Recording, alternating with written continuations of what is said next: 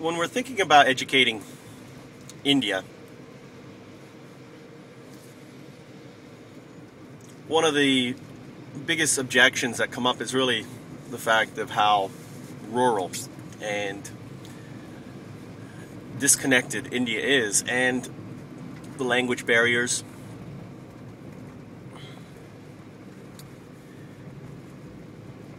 And these obstacles are kind of seen as barriers to thinking and applying a solution, instead of seeing it as opportunities. Because the reality is, if you think of education as a waterway, and that pipe of education, you can think of as open education resources. You can think of that pipe of education as 60 years of global television. And you can think of a solution as the tap. Now, that pipe runs on the internet, and any place that has access to the internet has potential access to that pipe, that water, the water of knowledge, the water of education. So my question is it worth investing some money into developing a think tank for India that will pursue on a scientific and architectural level the ideas that I propose about developing an open, free solution built on open source for education? A solution that will, in essence, provide an individual the water or knowledge that they need in order to be self-educated. Because a lot of the resistance to this idea really stems from a paradigmatic view that education has to be delivered through a living person, and that a computer like an iPhone or a Nintendo DS LL, the larger edition that just came out, is somehow inadequate or can't.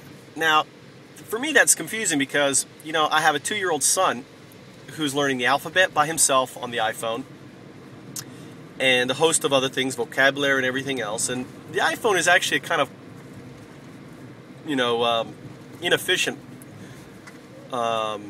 device. It's inefficient in the sense that my son can delete the applications.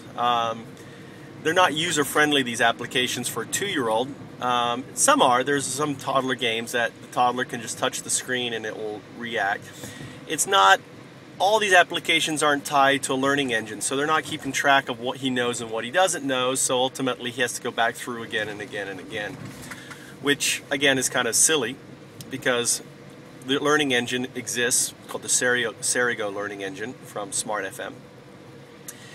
And you know, the platform doesn't use some very simple AI from like stuff from Lion's Head Milo, or technology that was built on $150 million worth of research from DARPA in the Siri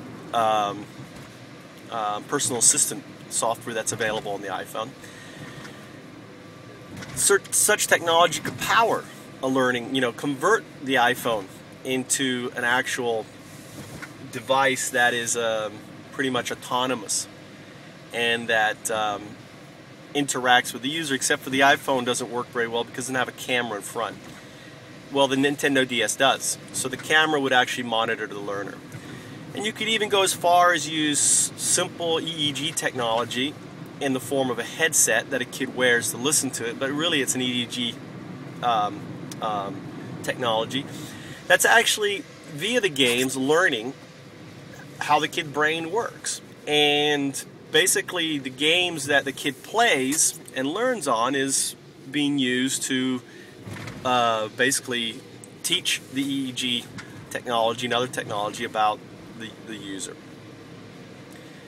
Now, what I've described is very simplistic, and the fact is nothing that I've described is beyond our technology today. And the problem stems, though, is that if all of a sudden I can give a child an 8th grade education in math, science, and language arts, which is my goal, our beta for eSingularity, what does it mean? Well, it's a pretty radical meaning. It means all of a sudden that if I can give a child an 8th grade education in math, science, and language arts, it means I could probably give anyone an education in anything. Because ultimately the same practices, the same mechanisms, the same devices that were used to teach a child to an 8th grade level can be used to teach an adult pretty much anything. And what does that mean to our society? What does that mean to graduate schools? What does that mean to universities? What does that mean to CSE programming and specialization courseware that ultimately is driving a $4.2 billion industry? Well, all of a sudden it means it's disrupted. All of a sudden it means that, that people will have a choice whether to spend tens of thousands of dollars for a college university or spend nothing and get the same education,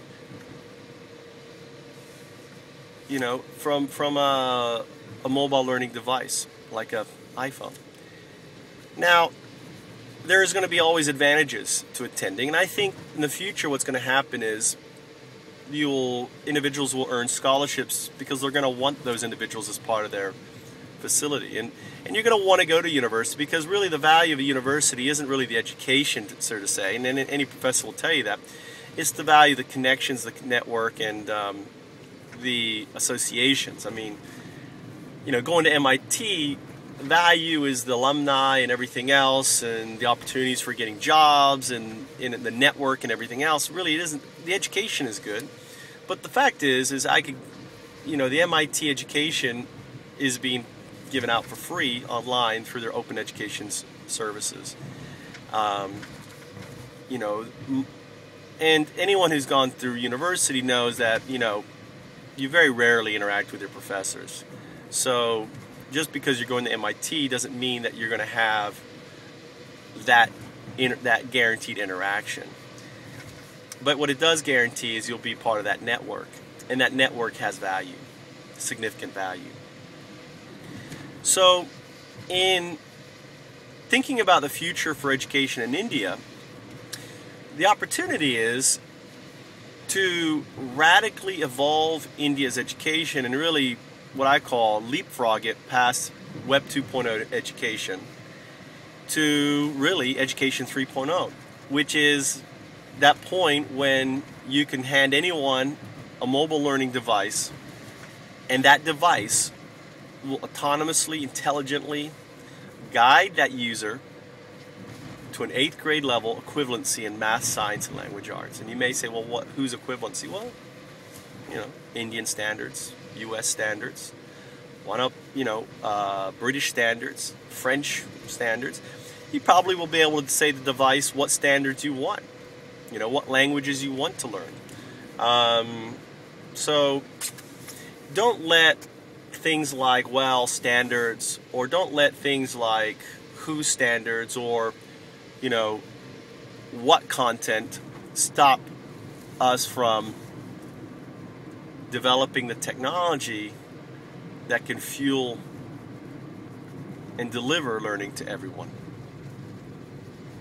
Because those are the small challenges. What we need to first do is provide everyone the tap to access the waters of education.